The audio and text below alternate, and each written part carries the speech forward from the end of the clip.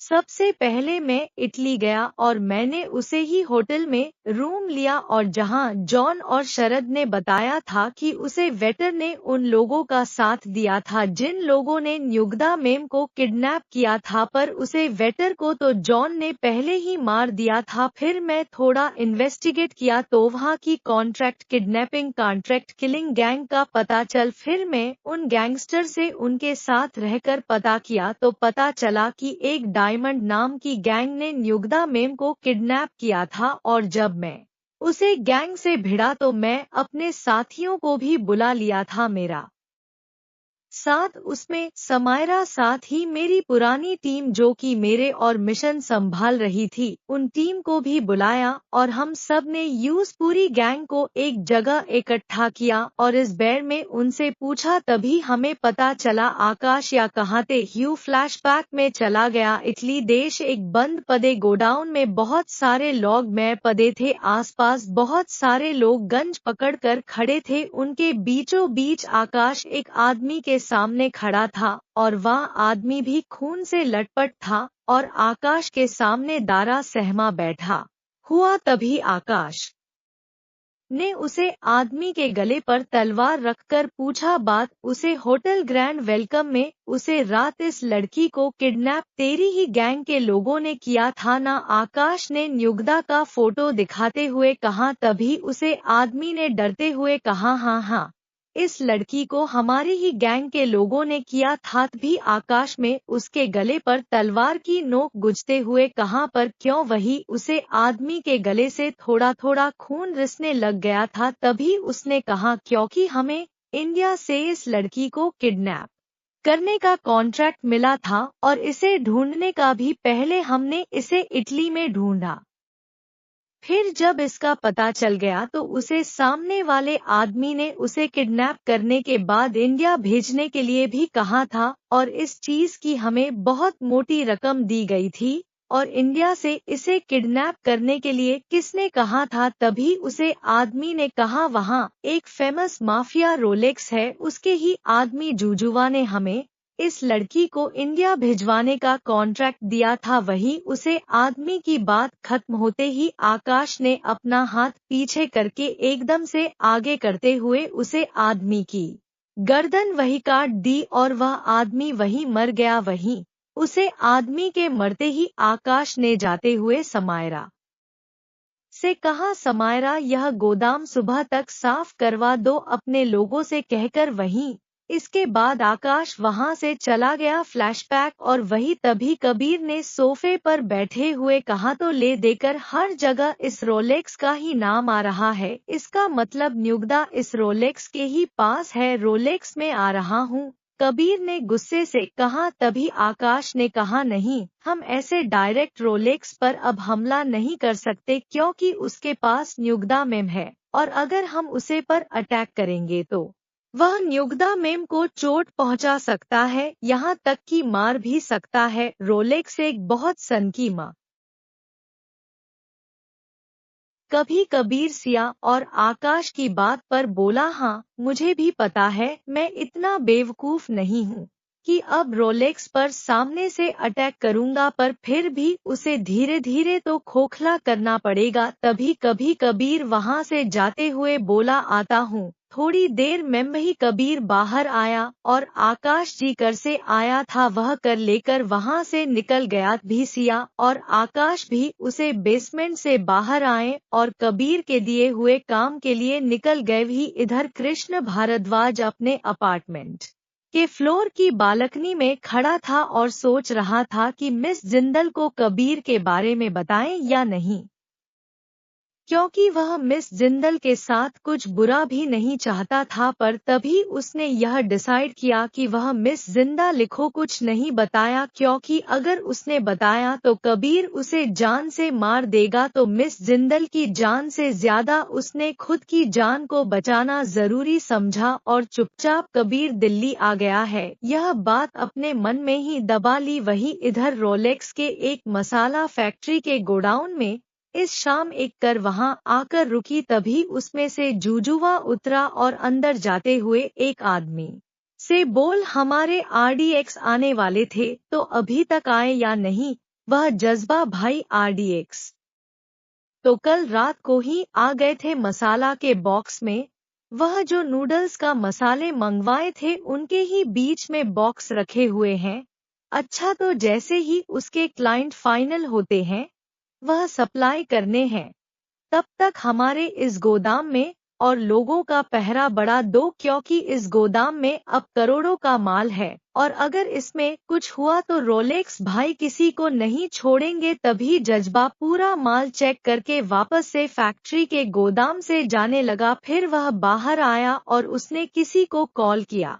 सुन मेरी बात ध्यान से, यह ईस्ट एरिया की हमारी मसाला फैक्ट्री के गोदाम में 40 लोग और भेज दे, यहाँ की सिक्योरिटी और टाइट करनी है। तभी सामने से जवाब आया, ओके जिजवा भाई। इसके बाद जाजवा कर में बैठा और वहाँ से निकल गया। वहीं जोजवा की गाड़ी अभी गोदाम के गेट से बाहर निकलने ही वाली थी, उससे पहले ही गोदाम का गेट तोड़ते हुए एक गाड़ी तेजी से अंदर आई। वहीं गोदाम का गेट टूटते ही गेट पर खड़े गार्डन ने अपनी गन लेकर उसे गाड़ी के तरफ बढ़े। वहीं इससे पहले ही 2 गाड़ियां और उसे टूटे हुए गेट के ऊपर से अंदर आ गई। वहीं कोई कुछ समझता उससे पहले ही सबसे आगे वाली कार में से कबीर मास्क पहने उतर।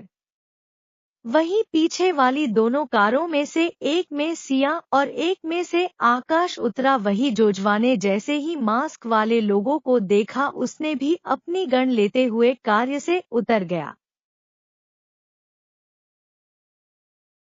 वहीं कबीर ने कर से उतरते ही अपने दोनों हाथों में ऑटो गन लेते हुए वहां खड़े बॉडीगार्ड लोगों पर धड़ाधड़ गोलियां चलाने लगा। वही सामने से भी लोगों ने गोलियां चलाना चालू कर दिया था, पर कबीर के सामने उसकी गाड़ी का गेट खुला हुआ था, इसलिए वह सामने की गोलियों से बच रहा था। वही उसके जस्ट पीछे आकाश की गाड़ी बगल साइड खड़ी थी, इसलिए पीछे की गोलियों से भी कबीर बच रहा था। जब सामने की तरफ के 4-5 लोग मर गए तो कबीर गाड़ी का गेट बंद करते हुए आगे बढ़ा। वही जोजवा भी अपनी कार से बाहर खड़ा साइड में यह देख रहा था। तभी उसने भी अपनी गन लोड करते हुए कबीर के ऊपर फायर किया, पर तभी सिया ने चिल्लाते हुए कहा, कबीर डाउन। तभी कबीर एकदम से नीचे झुक गया और गोली उसके जस्ट ऊपर से निकल गई। वहीं इस टाइम सिया ने जोजवा के ऊपर गोलियां चलाना चालू कर दिया, इसलिए जुजुवा को अपनी कार के सहारा लेकर वापस से छुपाना पड़ा। भी आकाश और सिया बाहर के लोगों को खत्म करने लगे, जबकि कबीर गोदाम के अंदर की ओर बढ़ गया। वहीं जो भी गोलियों की आवाज सुनकर बाहर आ रहा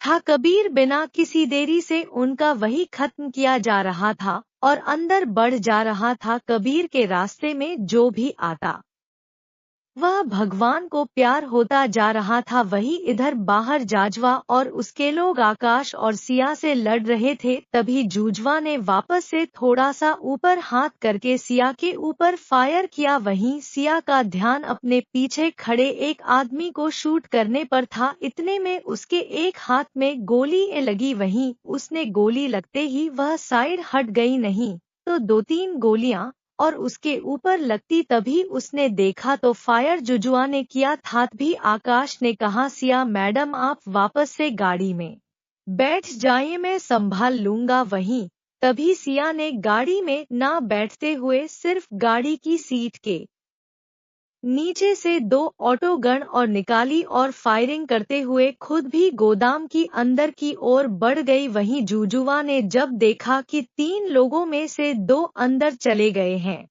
तो वह खुद भी अपने लोगों को आकाश को संभालने का कहकर खुद भी गोदाम के अंदर बढ़ गया। वहीं पूरे गोदाम में जब जजमा ने देखा तो अंधेरा ही अंधेरा था, क्योंकि कबीर जब अंदर की ओर बढ़ रहा था जब उसने received वहां on लगे Bharat बल्ब और Pay. लाइट्स को भी शूट कर दिया था, इसलिए गोदाम के कॉरिडोर में अंधेरा ही अंधेरा था। वही कबीर गोदाम के बहुत अंदर आ गया था और यह गोदाम बहुत बड़ा था। जब भी उसने एक गेट खोला तो सामने 10-12 लोग खड़े थे और सबके हाथों में तलवारें थी। वहीं उन लोगों के तरफ देखते हुए जब कबीर ने पीछे मुड़कर देखा तो बगल वाले और साइड एक और वाले कॉरिडोर में भी दो तीन लोग तलवार लेकर खड़े थे और कबीर तीन तरफ से गिर गया था।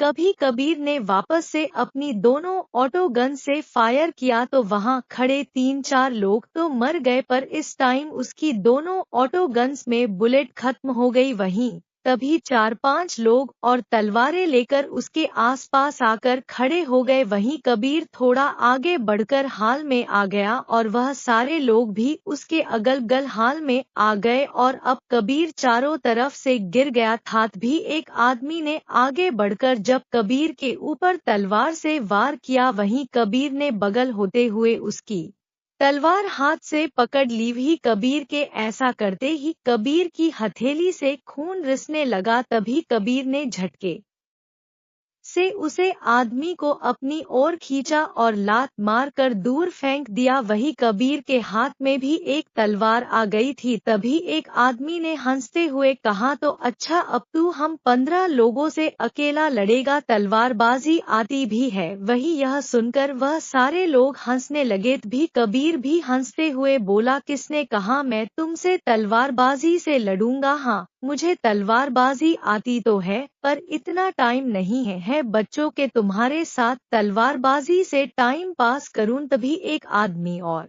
बोला, यह करने के डर से पागल हो गया है, कैसी बहकी बहकी बातें कर रहा है, तेरे पास टाइम नहीं है। हाँ सही कहाँ, पर तू करने वाला है, इसलिए मरने का डर हर किसी को पागल कर देता है। वही इस बात पर कबीर ने कहा, तुम सारे लोग में से किसी ने कभी जादू देखा है? तभी एक आदमी ने कहा, नहीं। तो कबीर ने कहा, चलो आज मैं तुम्हें जादू दिखाता हूँ। वही यह कहने के बाद कबीर ने अपने दोनों हाथों को आपस में जोर से मिलाया और खोलते हुए अपने अगल बगल खड़े 2-3 लोगों पर छोटे छोटे आग वाले गोली फेंक। वहीं इससे 4-5 लोग इस वक्त आग में झुलस कर वही करने लगे, चिल्ला चिल्ला कर, क्यों कैसा लगा जादू? कबीर ने उन्हें बचे हुए 10 लोगों से कहा।